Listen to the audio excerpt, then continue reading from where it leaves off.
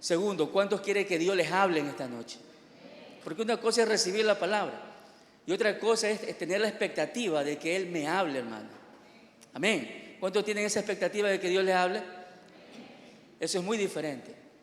Cuando alguien viene con un corazón sediento y hambriento de Él, déjeme decirle que Dios no tarda en responder cualquier situación que usted esté viviendo. Amén. Así que en esta noche vamos a tratar el tema la pureza versus la impureza de la novia. Parece como que fuera un partido de fútbol, hermano. La pureza versus la impureza de la novia. Usted sabe que en este mes que estamos transitando, el mes de abril, estamos trabajando lo que es la santidad de la novia. Y yo creo que a estas alturas todos hemos sido tremendamente bendecidos. Amén. Anoche usted fue bendecido en la media vigilia. Déjeme decirle que yo también fui demasiado bendecido. Entonces, vamos a tratar el tema, como le decía, la pureza versus la impureza de la novia. Amén. Y me encontré con un texto que está en la primera carta de Juan. Vamos a abrir la palabra. Primera carta de Juan, capítulo 3, versículo del 2 al 3. Pedí en cabina que nos ayudara con la versión NTV.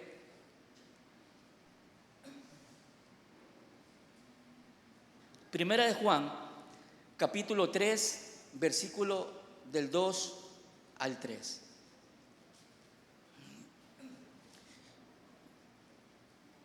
Ya está proyectado. Dice la palabra: queridos amigos, ya somos hijos de Dios, pero Él todavía no nos ha mostrado lo que seremos cuando Cristo venga. Pero sí sabemos que seremos como Él. ¿Por qué? Porque lo veremos tal como Él es. Versículo 3. Dice, y todos los que tienen esta gran expectativa, ¿qué hacen, hermanos? Dice, se mantendrán, ¿qué cosa? Se mantendrán puros, así como Él es puro. Mire cómo comienza esta porción de la palabra. Queridos amigos, ya somos hijos de Dios. ¿Cuántos hijos de Dios sabemos aquí en esta noche? Creo que la gran mayoría tenemos ese título maravilloso de ser considerado hijo de Dios. Dice, pero todavía no se nos ha mostrado lo que seremos cuando Cristo venga. ¿Por qué? Porque seremos tal como Él es, ¿verdad? Porque lo veremos tal como Él es. Pero aquí hay algo muy importante, dice, y todos los que tienen esta gran, no dice expectativa, sino que dice gran expectativa, hay algo que están haciendo. Están tratando por todos sus medios de mantenerse puros hasta que Él venga. Amén. Entonces, usted tiene que tener no la expectativa, sino esa gran expectativa. Déjeme decirle que el tiempo se está acercando. Yo creo que ahorita predicar sobre este tema no es noticia nueva, porque las señales, la situación que estamos viviendo como nación a nivel mundial también, las demás naciones, todas las profecías que se están cumpliendo, ¿en qué desembocan? Desembocan en que el tiempo está tan cerca de que Cristo venga por segunda vez. Y ese no es el problema, hermano. Jamás va a ser el problema que Cristo venga. El problema es en cómo la iglesia, su novia, se está preparando para ese día. Amén. Eso es lo importante. Por eso que desde acá nosotros estamos compartiendo semana tras semana, ¿verdad?, este tema del asunto de lo que es la santidad, ¿verdad?, de lo que es la búsqueda de la pureza, porque aquí dice, el que tiene esta gran expectativa se mantendrá puro, se mantendrán puros en plural, así como Él es puro. En el libro de Hebreos, o la carta a los Hebreos, capítulo 12, Hebreos capítulo 12, versículo 14, hay otro texto de la palabra que habla algo similar. Hebreos capítulo 12, versículo 14, palabra de Dios para todos, dice de la siguiente manera: traten de vivir en paz con todo el mundo y tengan una vida libre de pecado. ¿Qué es lo primero que dice ahí la palabra? Traten de vivir en paz con todo el mundo y tengan una vida libre de pecado. El que no tenga una vida dedicada a Dios no podrá ver al Señor. Una persona que no tiene una vida dedicada a Dios, una persona que no está buscando santidad, una persona que no está buscando vivir en pureza delante de Dios, aquí hay algo que le puede ocurrir: no podrá ver al Señor. Y como semanas anteriores hemos compartido esto, inclusive nuestra pastora Angélica lo ahondó un poquito más semanas atrás. Ver al Señor no solamente es tener la expectativa de estar ya en la eternidad con Él, sino que nosotros podemos ver al Señor inclusive mientras estamos aquí en la tierra. ¿Cuántos dicen amén? Podemos ver al Señor respondiendo preguntas, ver al Señor respondiendo situaciones en nuestras vidas que en nuestras fuerzas quizás limitadas como humanos no podemos tener. Pero cuando uno busca estar con Él, cuando uno busca, ¿verdad?, tener esa vida de pureza, esa vida de santidad, las puertas se abren de par en par. ¿Cuántos lo creen así? Hay puertas que se abren de par en par cuando uno entra en esa situación de búsqueda del Señor y estar en comunión y vivir puro, ¿verdad?, y en santidad delante de su presencia. Ahora, la novia que espera a su amado cada día de continuo busca purificarse. No le queda otra alternativa, hermano. Yo quisiera darle otra salida a esto. Pero la novia que está esperando a su amado busca santificarse, busca purificarse. Eso es inevitable, hermano. Porque dice la palabra que sin santidad nadie verá al Señor. En la versión en Reina Valera, sin santidad nadie verá al Señor. ¿Por qué? Porque la pureza, escúchenme esto por favor, la pureza es un requisito previo en nuestra preparación para la segunda venida de Cristo. Les repito nuevamente esto. La pureza es un requisito previo en nuestra preparación para la segunda venida de Cristo. Es un requisito vital, hermano. Una novia que no se purifica, ¿verdad?, no puede ver al Señor, no puede disfrutar de su presencia, no puede estar en un futuro, en la eternidad con Él. La pureza es la ausencia de todo lo que contamina. Como usted habrá notado, a mí me gusta mucho conceptualizar para poder tener una mejor comprensión de las ideas, ¿verdad? Conceptualizando se tiene mejor comprensión de ideas y de palabras. La pureza es la ausencia de todo lo que contamina. ¿Qué más es la pureza? La pureza es la cualidad de que no hay defectos, no hay errores, no hay adulteraciones. ¿Qué es pureza? Algo que no tiene defecto, algo que no tiene error y algo que no es adulterado, hermano. ¿A cuánto le gusta tomar la leche pura de vaca, hermano? Pocos. O nos acostumbramos a la leche aguachenta que nos venden aquí en los mercados. Mezcla 30% leche pura y 70% agua, hermano. Yo creo que eso ha pasado, que ya nos acostumbramos a esa. La hermana allá en su tierra sí que se deleita con esa leche, hermana allá. Solcito. De verdad que cada vez veo esos videos en esa hacienda tan hermosa allá en Manaví. Ahí sí se toma leche de vaca pura, ¿no? Entonces, es lo que no es adulterado, eso es lo puro. Y el Señor quiere una iglesia que sea pura, una iglesia que no sea adulterada con situaciones negativas, que eso es lo que hace es frenar muchas bendiciones de parte del Señor. Una vida pura es aquella en la que el pecado ya no determina las elecciones que hace la persona. Eso es una vida pura, donde el pecado ya no determina lo que yo elijo, hermano. Una vida pura ha erradicado el pecado de su vida, ya no lo gobierna, en otras palabras. Pero una persona que vive en impureza, que vive en pecado, que vive en situaciones, ¿verdad?, de desobediencia y desagrado delante de Dios, siempre el enemigo va a tener algo que se llama el derecho legal para poder gobernar esa vida, ¿verdad? y poder trabajar pecado y poder trabajar en esa persona separación con Dios, maldiciones y situaciones complicadas por esta situación de no vivir en pureza delante de la presencia de Dios. En el griego, la palabra pureza se pronuncia agnotes.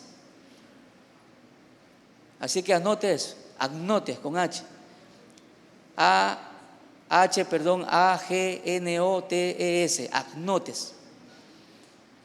Que significa pureza con respecto a la constitución interna, ¿verdad?, nuestra. Es decir, que tiene una integridad auténtica. ¿Qué significa pureza en el griego? Algo que es íntegro, ¿verdad? Que tiene que ver con una pureza en la constitución interna de la persona.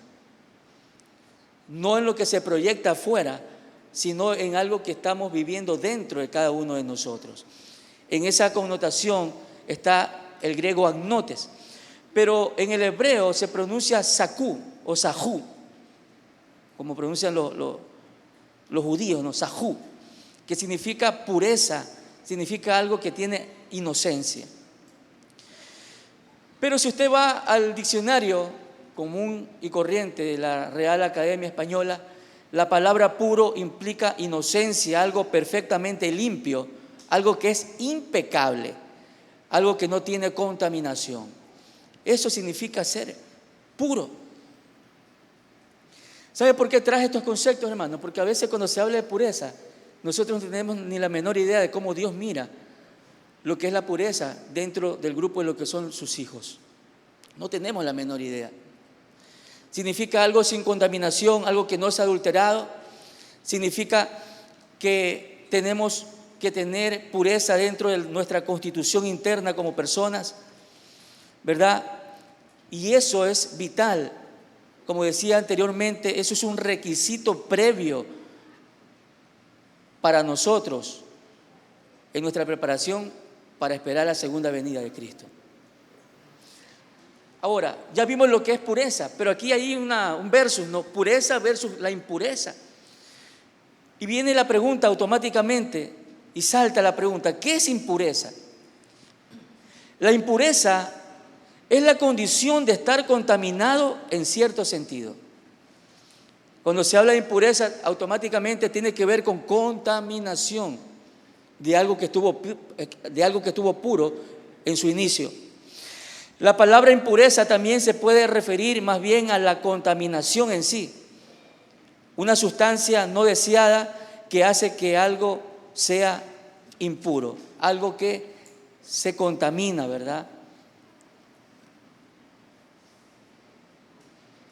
Ahora, la impureza realmente incluye todo tipo de pecado, si hablamos espiritualmente. Incluye todo tipo de pecado, abarca cualquier actividad, escuche esto, cualquier actividad, cualquier pensamiento, cualquier palabra o cualquier acción que no se ajuste a la voluntad de Dios para nuestras vidas. Eso es vivir en impureza delante de Dios. Todo pensamiento, toda actividad, toda palabra dicha de nuestros labios o toda acción que no se ajuste a la voluntad de Dios para nuestras vidas significa vivir de una manera impura delante de su presencia. Ahora, ¿cómo sabemos nosotros qué es lo que no se ajusta a la voluntad de Dios? ¿Cómo lo sabemos? Porque de acuerdo a nuestro criterio humano, hay cosas que pueden parecer no tan pecado, hermano. Pueden parecer no tan pecado.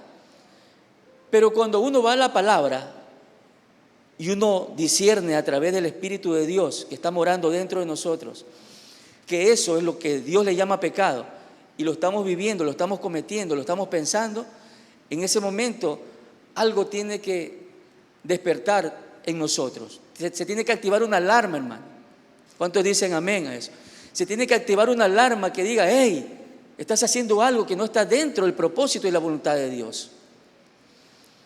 Y quien activa esa alarma, ¿sabe quién es? El maravilloso Espíritu Santo de Dios. Es por eso muy importante que cada hijo de Dios tenga operativo, tenga activo, tenga ejecutado la labor del Espíritu Santo de Dios dentro de su vida. Esa es la gran diferencia entre gente que sabe que está haciendo algo malo delante de Dios, pero no se redarguye, a personas que tienen el Espíritu Santo activo dentro de su vida. Inmediatamente la alarma se le enciende y lo primero que pasa con esa persona, lo reconoce, y lo segundo es que viene a un verdadero arrepentimiento delante de Dios. Pero si eso no pasa dentro de nosotros, ahí hay un problema grandísimo, hermano, porque de pecado en pecado nosotros podemos ir deslizándonos y desviándonos de ese propósito de Dios que tiene para nuestras vidas. Podemos perdernos en el camino, hermano. Podemos desalinearnos, no sé qué más palabras decirlo para que me pueda entender usted. Podemos alejarnos, podemos irnos en otras rutas, ¿verdad?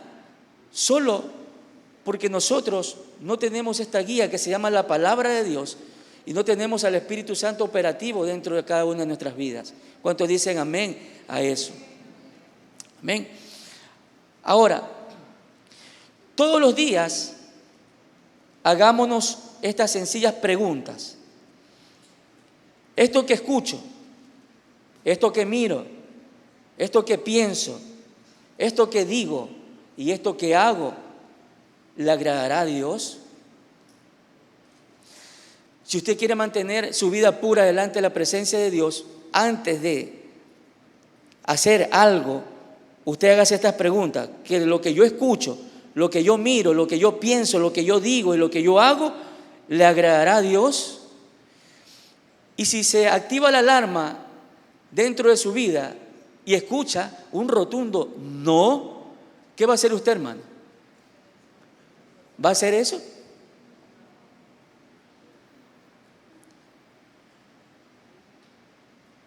Sería algo terrible que después de que Dios le diga que no lo haga, usted lo haga, hermano. Porque ahí, escúcheme, usted ya no entraría en lo que es la indiferencia de lo pasivo, ¿no? Porque a Dios se le puede tomar de una manera indiferente. Y esa es la parte pasiva de las personas. Ahí, si usted escucha el no de Dios y usted lo hace, usted entra en lo que se llama la rebelión activa delante de la presencia de Dios. Deja de ser indiferente y se convierte en un rebelde activo delante de Dios. Y eso es terrible, hermano. ¿Cuántos lo creen así? Amén. Ahora, esto me va a ayudar a vivir una vida limpia y pura delante de la presencia de Él. Preguntarme si esto le agrada o no le agrada, lo que escucho, lo que miro, lo que pienso, lo que estoy a punto de hacer. Si escucha el no de Dios, no lo haga y usted se mantiene puro, como dice la palabra del Señor. Hay un texto, de verdad que me retumbó mucho en mi espíritu mientras preparaba esta palabra, que está en Jeremías capítulo 15. Yo quisiera que aparte del versículo que se proyecta, usted abra su Biblia, hermano. Jeremías capítulo 15. Abra su Biblia física allí. Jeremías capítulo 15, versículo 19. Libro de Jeremías capítulo 15, versículo 19. Lo vamos a leer y después lo vamos a revisar. Dice la palabra, por tanto, versículo 19, por tanto, así dijo Jehová, si te convirtieres, yo te restauraré y delante de mí estarás. Y mire lo que le dice el Señor a Jeremías, y si entresacares lo precioso de lo vil, ¿qué le va a pasar? Serás, dice, como mi boca, conviértanse en ellos a ti y tú no te conviertas a ellos. ¿Cuántos dicen gloria a Dios por esa palabra?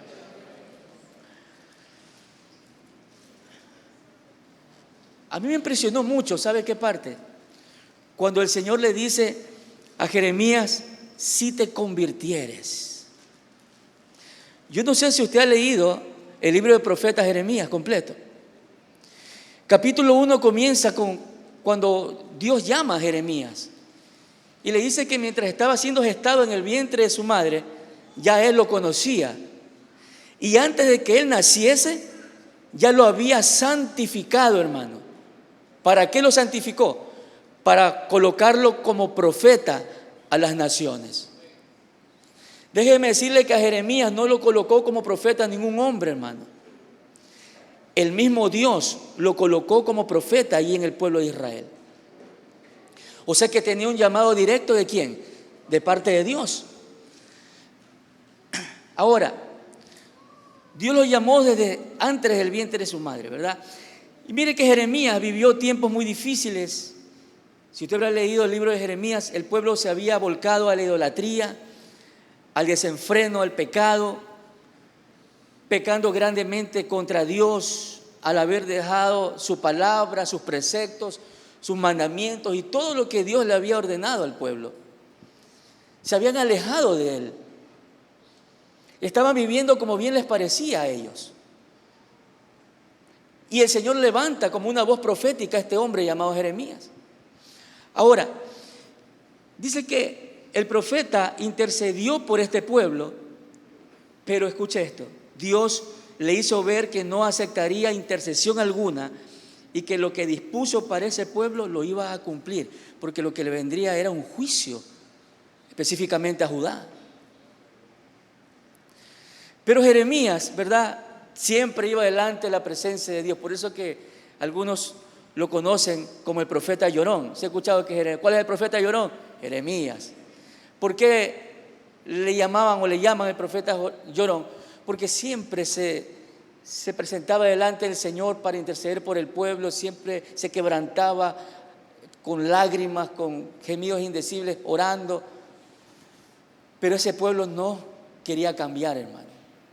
No quería cambiar, no quería volverse a Dios. Jeremías, mire, era aborrecido por su pueblo a causa de lo que les decía. ¿Se puede imaginar eso?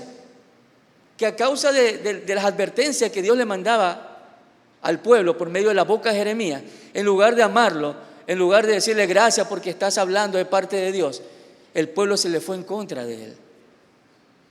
Empezaron a aborrecerlo, empezaron a juzgarlo, empezaron a calumniarlo, empezaron a rechazarlo. Y todas esas situaciones vivió Jeremías. Pero él seguía intercediendo por el pueblo de Israel.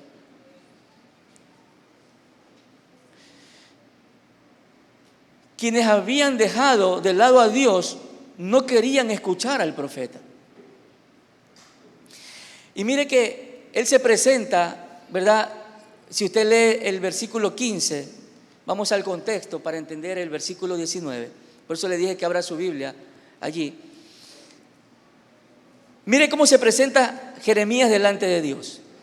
Le dice el versículo 15, tú lo sabes, oh Jehová, acuérdate de mí, visítame y véngame de mis enemigos.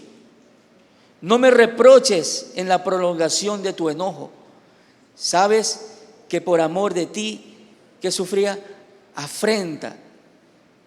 Fueron halladas tus palabras, y mire lo que dice, y yo las comí, y tu palabra me fue por gozo y por alegría de mi corazón, porque tu nombre se invocó sobre mí, oh Jehová, Dios de los ejércitos. Mire lo que dice el 17. No me senté en compañía de burladores, ni me engreí a causa de tu profecía. Me senté solo porque me llenaste de indignación. Y aquí hace una pregunta, ¿por qué fue perpetuo mi dolor y mi herida desahuciada no admitió curación? ¿Serás para mí como cosa ilusoria, como aguas que no son estables?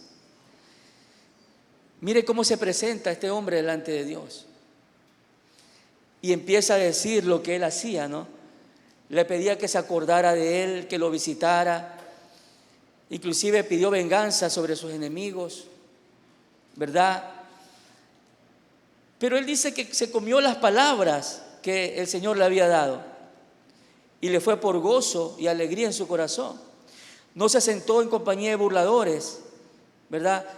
Y lo que me impresionó cuando dice y no me engreí, ni me engreí a causa de tu profecía. O sea, él estaba sirviendo a Dios como profeta, pero eso no le causaba ni siquiera sentirse mejor o mayor que nadie, hermano. No se engrió a causa de que Dios lo estaba utilizando a él. Y empieza a presentarse delante de Dios como que él estaba todo bien, ¿no? No se sentó con burladores, no se jactó de que Dios lo estaba utilizando. Pero a mí me llamó mucho la atención cuando el Señor lo confronta de frente y le dice, versículo 19, porque lo que quería Jeremías, ¿qué era? Una respuesta de la boca de Dios. Y le dice, versículo 19, porque hasta el 18 leímos, dice, por tanto, así dijo Jehová, si te convirtiereis.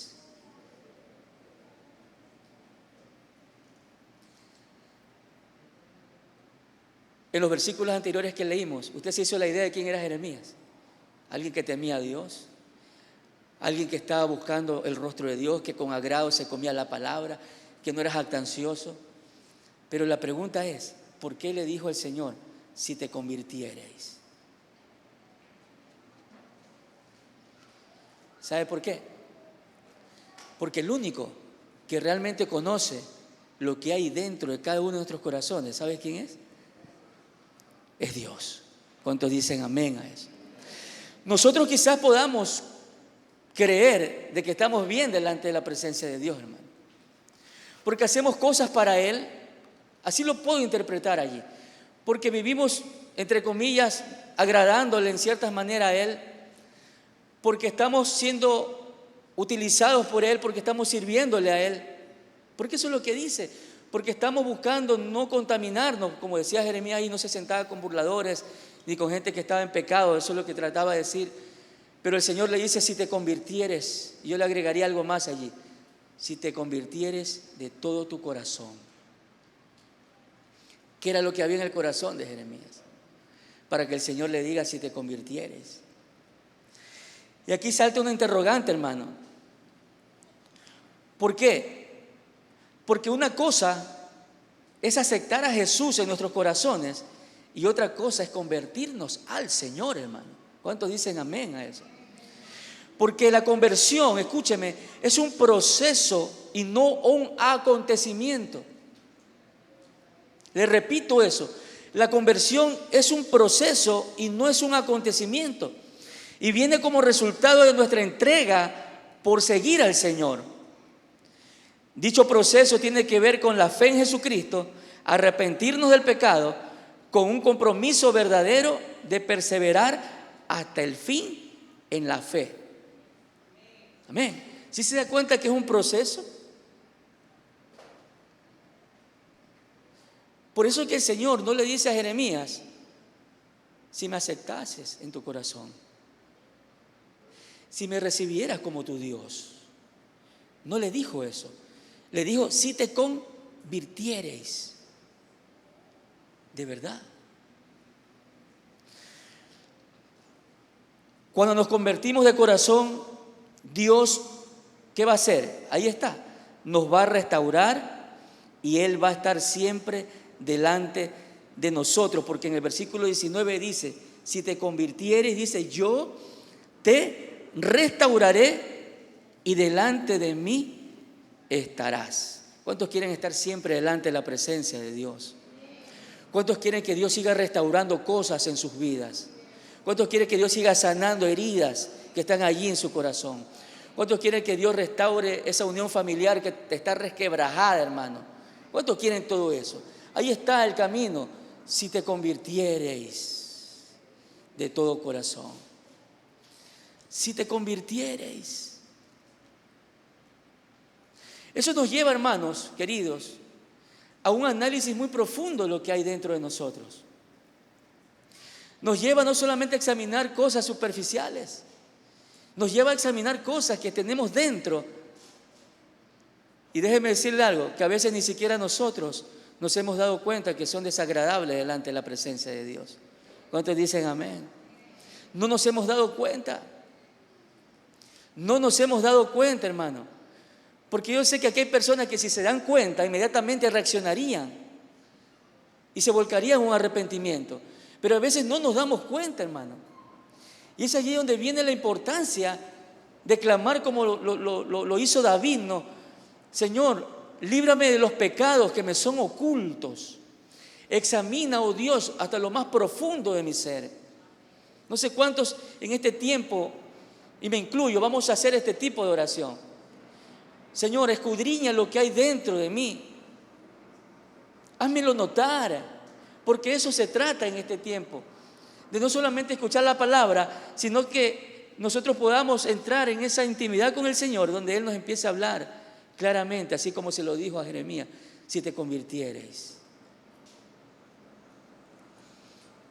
Yo no sé a cuántos de nosotros en estos días Dios nos va a decir: hijo, si realmente te convirtieres a mí.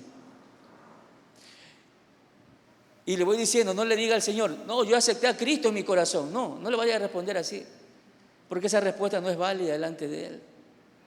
No le vaya a decir: no, es que desde pequeño, desde la cuna, yo soy cristiano.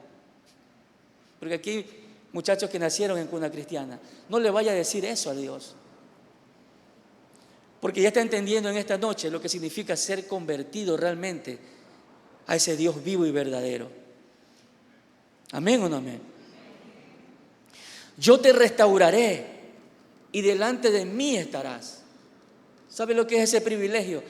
De poder estar delante de la presencia de Dios y conversar y verlo a Él, y que Él nos responda, y que Él nos hable, que Él nos aconseje, que Él nos direccione, que Él nos diga: por ahí no, hijos, es por acá. Que esa decisión que vas a tomar no te va a convenir. Y por eso te digo, mejor toma la decisión que yo estoy colocando en tu corazón. Hermano, cuando eso sucede en la vida de una persona, déjeme decirle que se va a evitar cantidad de problemas, hermanos. ¿Cuántos dicen amén en esta noche? Se van a evitar cantidad de problemas, le repito por segunda vez, hermano. Se va a evitar cantidad de problemas en su vida, por tercera vez. Y no solamente que va a evitar cantidad de problemas, sino que usted se va alineando a vivir esa vida, valga la redundancia, que le agrada a Dios, como lo dice su palabra. Amén. Ahora, ¿qué es lo segundo que encontramos ahí en el versículo 19? Cuando Jeremías le dice al Señor y le preguntó todo aquello, el Señor le dice: si te convirtieres.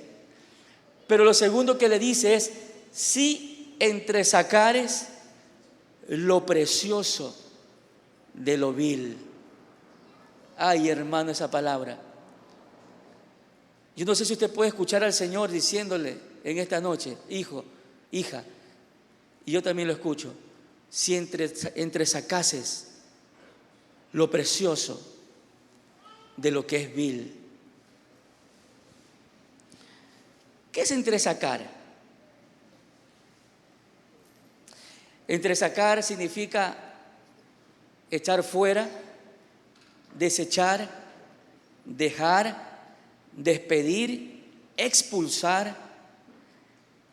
Es como cuando, me puedo imaginar, como cuando en el campo, hermano. Usted ha visto los rosales hermosos que están en el campo, ¿no? Si la persona no cuida el campo donde están los rosales, ¿qué le va a pasar? Se va a llenar de maleza. Y a veces la maleza empieza a crecer más que esas bellas rosas, hermano, que usted no la puede apreciar muchas veces, porque ese campo está lleno de maleza. Y yo me puedo imaginar, ¿verdad?, como el agricultor que quiere disfrutar de esos bellos rosales y empieza a entresacar esa maleza, ¿no?, y arrancarla para que se pueda observar el rosal y podamos disfrutar de esas bellas rosas. Es como cuando, no sé cuántos le cayó piojo alguna vez, hermano, yendo a lo coloquial. Y cuando esa madre desesperada empezaba a abrirle, ¿no?, en el cabello de Luisita, dice amén, dice Luisita, ese cabello, ¿cómo debe haber sido? Buscar uno tras otro ahí. Y es como que está entresacando, ¿no? Y empieza y le abre el cabello y ahí lo saca. Es minucioso, hermano. Solo los que han sacado piojo saben que eso es tedioso, hermano. Y es minucioso.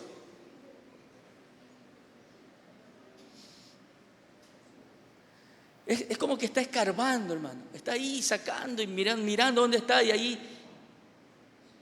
Eso es entresacar, ¿verdad? Pero aquí viene la pregunta, hermano. ¿Qué es lo precioso para usted? ¿Y qué es lo que usted considera vil para usted? Ese es el análisis. ¿Qué es lo que usted considera precioso para su vida? Porque aquí nos habla de empezar a entresacar lo precioso de lo que es vil. ¿Qué es lo precioso, hermano? Pregúntemelo a mí, dígame, pastor, para usted, ¿qué es precioso? ¿Qué es lo precioso? Yo le tengo la respuesta rápidamente. Él es precioso. Él es precioso. Él es precioso, hermano. Su esencia es una preciosura. Su misericordia es algo precioso, hermano. Su gracia no tiene comparación alguna con cualquier cosa preciosa que usted se puede imaginar en esta tierra. Con el tesoro más grande que usted se puede imaginar. Su gracia no se compara porque es demasiado preciosa, hermano. Su bondad es algo precioso. La salvación que usted tiene es algo precioso, hermano. La sabiduría, como decía anteriormente, la sabiduría que Dios ha colocado en su vida es algo precioso. Él es precioso. Yo no sé si para usted leer la palabra es algo precioso. No sé si para usted vigilar delante de la presencia de Dios es algo precioso. Si ayunar lo considera algo precioso. Déjeme decirle que todas las cosas que son de arriba son las cosas preciosas, que no tienen ni punto de comparación con ningún tesoro que hay aquí en la tierra, hermano. Entonces, el Señor nos dice, entresaca lo precioso de lo vil. Y la pregunta ahora es, ¿qué es lo vil? Porque hay cosas que son viles, hermano, que para ciertas personas no lo son. Por eso no pueden entresacar lo vil de lo precioso. No lo pueden sacar. Porque no lo consideran vil. A pesar que Dios sí lo considera vil. ¿Cuántos dicen amén? Amén. Entonces, lo vil, dentro de lo que es los conceptos, es lo que se considera algo indigno. Lo vil es considerado algo torpe o infame. Es algo que es ruin. Lo vil es algo cruel. Lo vil es algo mezquino. Lo vil es algo egoísta. Lo vil es considerado algo muy bajo, innoble. Lo vil es algo que es despreciable, hermano. Algo que es indigno, algo infame, algo alevoso, algo detestable, algo villano, algo sinvergüenza, algo bellaco, hermano. Eso es vil. Y a veces tenemos cosas dentro de nosotros, hermano, que son consideradas como vileza. Dígame si el egoísmo no es algo vil. Dígame si estar enemistado con su hermano o hermana es algo vil.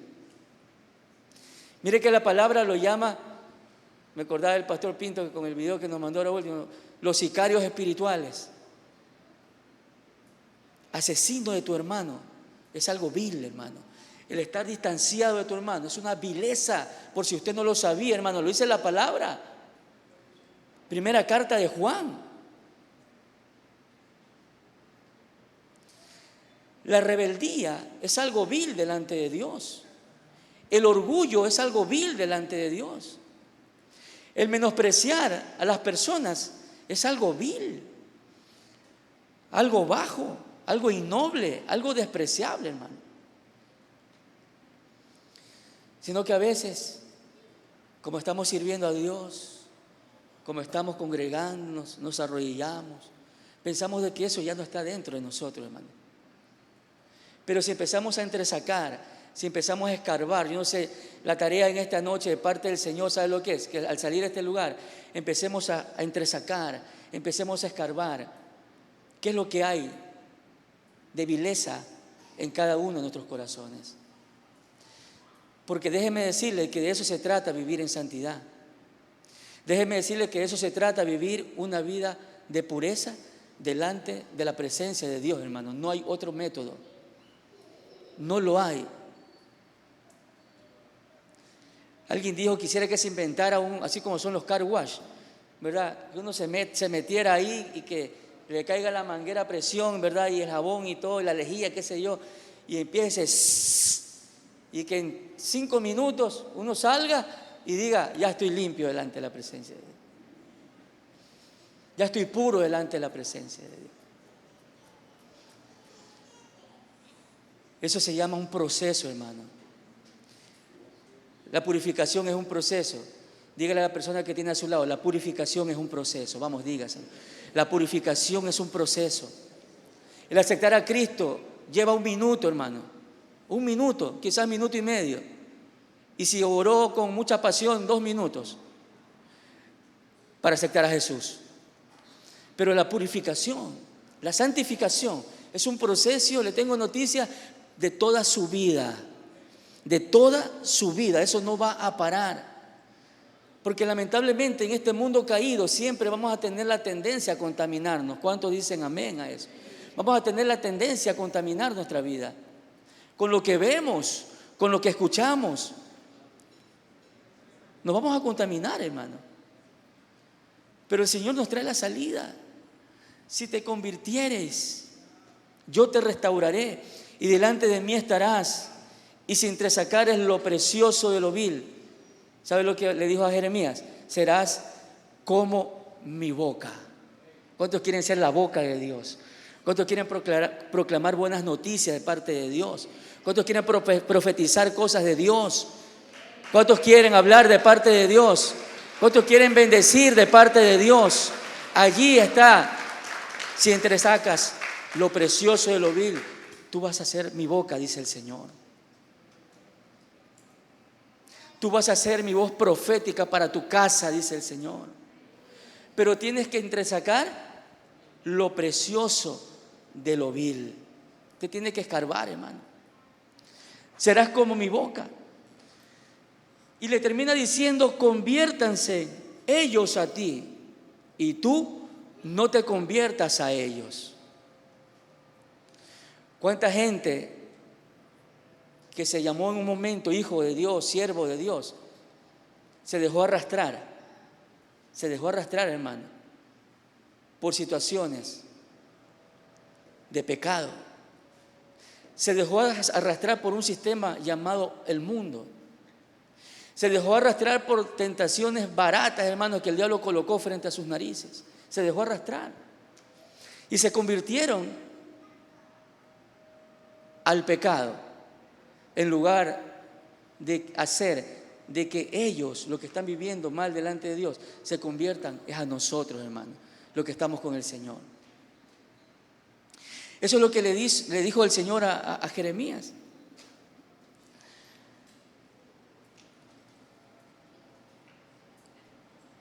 ¿Qué es algo vil? Que dejemos de poner nuestra mirada en las cosas viles que perjudican nuestra vida espiritual. Volviendo al punto. En nuestra vida cristiana, muchas veces nosotros permitimos que crezca la cizaña, como veíamos en el campo del Rosal. ¿Cuál es esa cizaña? Los malos pensamientos, el dolor que está sembrado en los corazones, la amargura, la ira, hermano, la venganza, los resentimientos, la desesperanza, la incredulidad. Esa es la maleza, hermano, que está ahí. Y muchas veces ha crecido tanto esa maleza, hermano, que no le permite a la gente ver lo que hay de Dios dentro de nosotros, porque la maleza aflora más. ¿No? Entonces la amargura, el dolor, la ira, hay iras reprimidas, hermano, la venganza, los resentimientos, los odios, la desesperanza. Eso es lo que estaba viviendo Jeremías, una desesperanza, porque no veía salida a su situación. Mientras según él estaba buscando mucho al Señor y estaba agradándole en todo, no veía respuesta a su labor que estaba realizando de parte de Dios. La incredulidad. Cuando no se cumplen nuestras expectativas en Dios, nos amargamos, hermano. Y eso es una maleza, una raíz que se convierte en una maleza, ¿verdad? Y que da sus frutos. Y los frutos no son nada agradables, por si acaso, ¿verdad? Entonces, nos amargamos. Toda vileza que hay en el corazón o nuestro corazón nos hace perder el rumbo correcto, nos hace ir en otra dirección y nos roba la vida de Dios en nosotros. Eso nos hace perder, nos hace desviar la visión. Empezamos a poner nuestra mira en otras cosas, hermano, porque la maleza creció tanto y no nos deja ver ni siquiera a Dios. Y empezamos a ver lo terrenal. Empezamos a ver lo terrenal. ¿Y sabe a qué nos lleva eso? A querer solucionar las cosas de una manera terrenal, humana. Mientras la salida Dios la tiene, hermano. Escúcheme esto. Dios tiene la salida para su situación. Pero ¿qué tiene que hacer? Empezar a arrancar esa maleza. ¿Cuántos lo van a hacer? Levánteme su mano. ¿Cuántos lo van a hacer después de esta palabra? Levánteme su mano. ¿Me puede decir un fuerte amén, iglesia? Amén. Aleluya. Aleluya. Amén.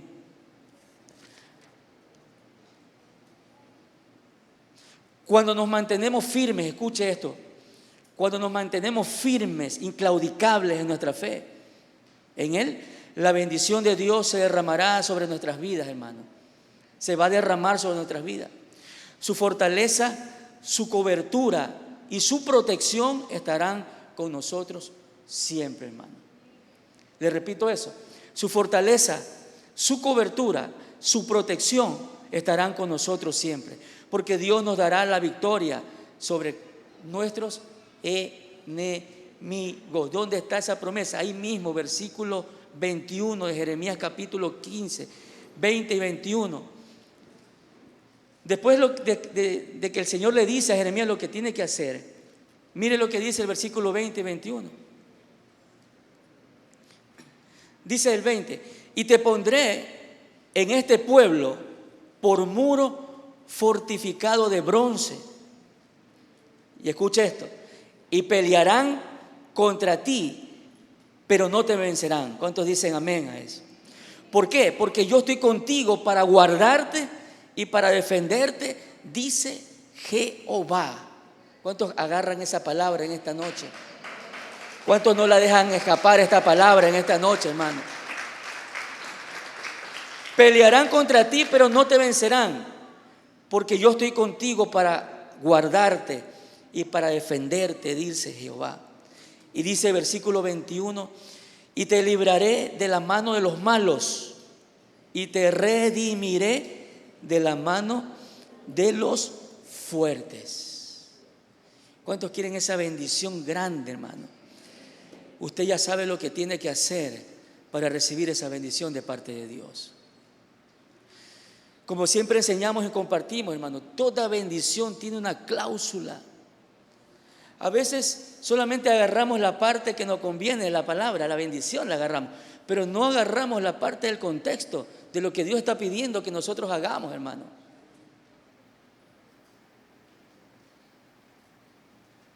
¿Cuántos quieren vivir bajo la sombra del Omnipotente? Tienen que habitar bajo el abrigo del Altísimo. El que no habita el abrigo del Altísimo no va a morar bajo la sombra del Omnipotente. ¿Qué significa eso? Que tenemos que estar bajo su cobertura. Tenemos que estar en intimidad con el Señor. Tenemos que estar buscándolo siempre. Ahora, en Isaías capítulo 5, versículo 20. Isaías capítulo 5, versículo 20. El Señor nos hace una advertencia acá, para que no nos desviemos entre lo que es bueno y lo que es malo. Y mire cómo comienza el versículo 20 con un ay. Y cuando usted escuche o lea, donde dice ay, es porque hay algo que Dios va a hacer que va a causar dolor, hermano. Dice, ay de los que a lo malo dicen que es bueno y a lo bueno le llaman malo, que hacen de la luz tinieblas y de las tinieblas luz, que ponen lo amargo por dulce y lo dulce por amargo. Ay de todo aquel que piense de que lo que está haciendo es algo bueno, a sabiendas de que Dios dice lo contrario, hermano. Hay de los que están enseñando cosas que no son correctas de lo que dice la palabra de Dios, de lo que a las tinieblas le llaman luz y de lo que a la luz le llaman tinieblas. ¿Sí está escuchando lo que Dios está diciendo, hermano? Hay. Es por eso que nosotros tenemos que discernir a través de la palabra y bajo la guianza del Espíritu lo que es bueno y lo que es malo delante de Dios, lo que es dulce y lo que es amargo delante de Dios, lo que es luz y lo que es tiniebla delante de la presencia de Dios. Amén. Mire lo que dice Ezequiel capítulo 44, ya vamos terminando. Ezequiel 44, versículo 23. Esta es una labor que el Señor encomendó a los sacerdotes que le servían. Y le dice, versículo 23, y enseñarán a mi pueblo a hacer, ¿qué cosa dice allí? A hacer diferencia entre lo santo y lo profano. Y les enseñarán, dice, a discernir entre lo limpio y lo no limpio. Hermano, eso es lo que nosotros estamos haciendo desde acá. Eso es lo que el Señor está trabajando cada semana, hermano, para que usted vaya comprendiendo lo que es bueno y lo que es malo delante de la presencia de Dios. Pero no solamente para que usted lo conozca, sino que para que usted empiece a hacer correctivos para su vida. ¿Cuántos dicen amén? ¿Cuántos quieren hacer correctivos para su vida? Esa es la palabra que Dios está trabajando. Y el último texto que vamos a revisar antes de orar, Eclesiastés capítulo 9, versículo 8.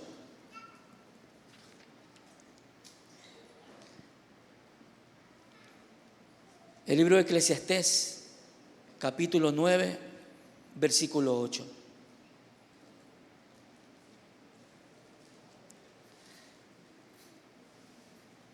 Mire lo que dice. En todo tiempo, ¿qué dice ahí?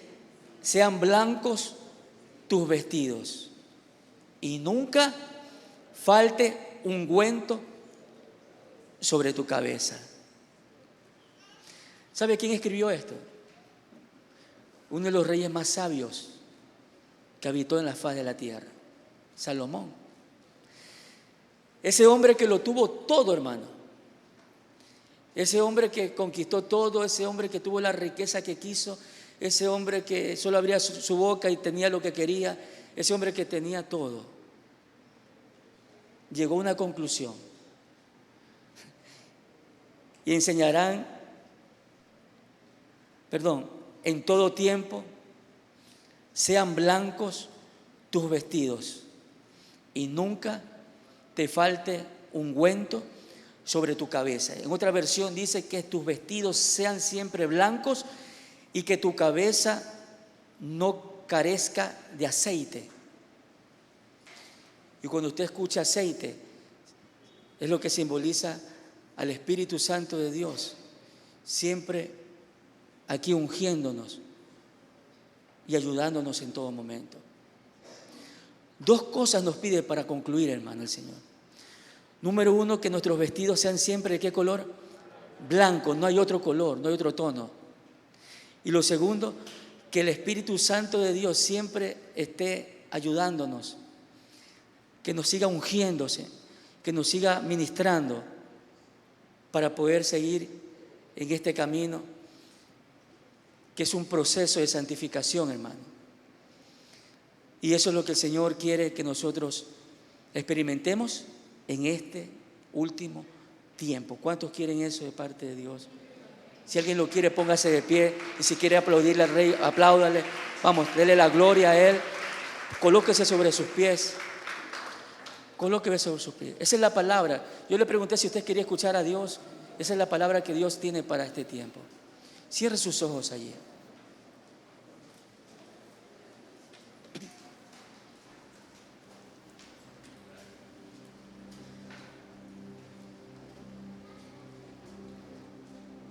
Estamos con unos minutos.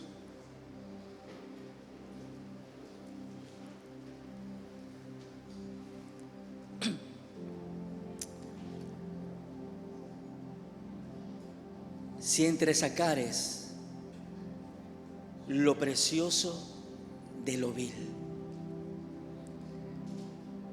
llévese a su corazón eso. Aleluya. Gracias, Señor. Gracias por tu palabra. Gracias porque tú sigues trabajando en nuestras vidas. Gracias porque tú nos sigues ayudando, Señor.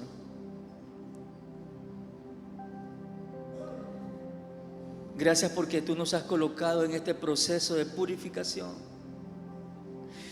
Tu palabra lo dice, seremos purificados como el oro. Seremos procesados como el oro para que sea puro.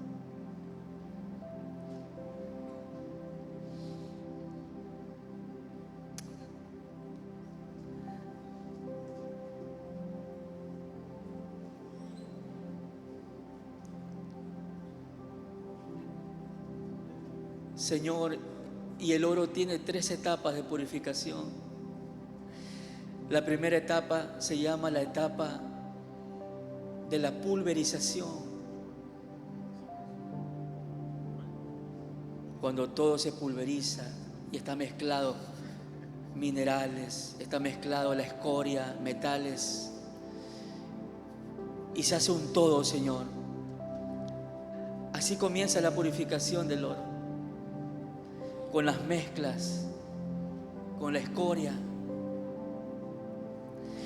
La segunda etapa se llama la etapa de lavamiento, cuando eso pulverizado, triturado, se lo empieza a pasar por el agua y por otros químicos y empieza a lavarse y se queda lo orgánico ahí en el sedazo y solamente queda el oro con ciertas aleaciones metálicas todavía.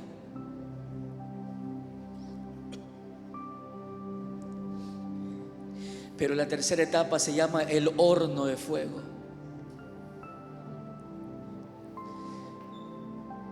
Luego de la trituración, luego el lavamiento, viene el horno.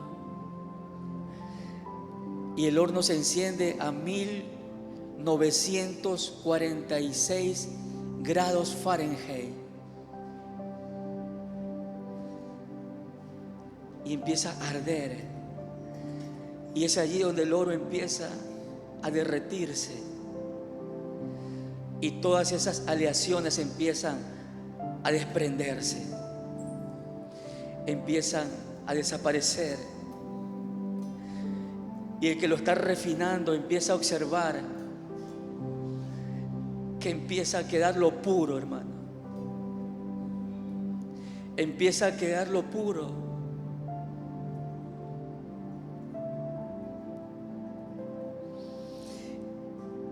Y si el refinador quiere que sea más puro, lo vuelve a colocar nuevamente en el horno.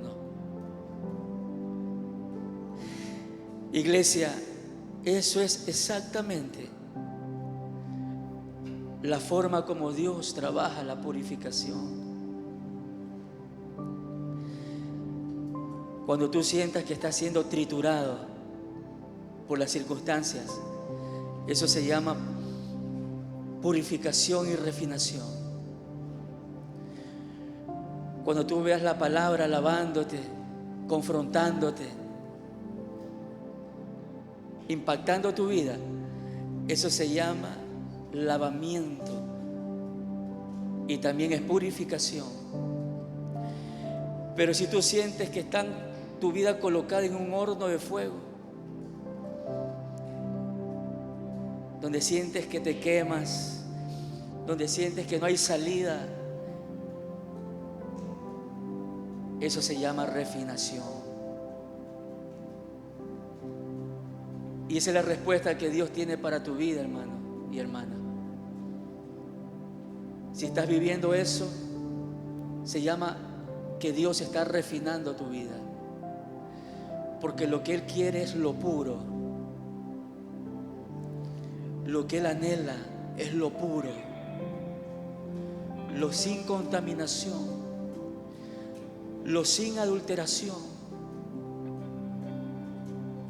Y yo puedo percibir su presencia en esta noche,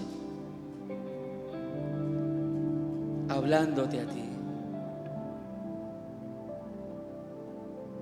Es por eso que lo que estás viviendo todavía no se acaba, dice el Señor.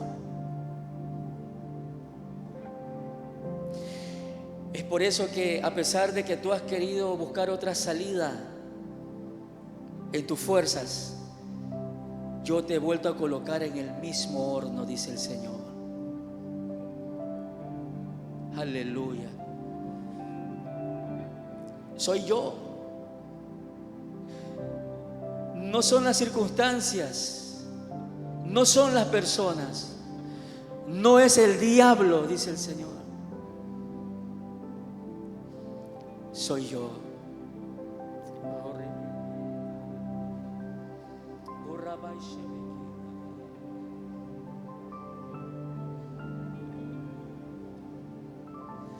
Porque estoy refinando tu vida.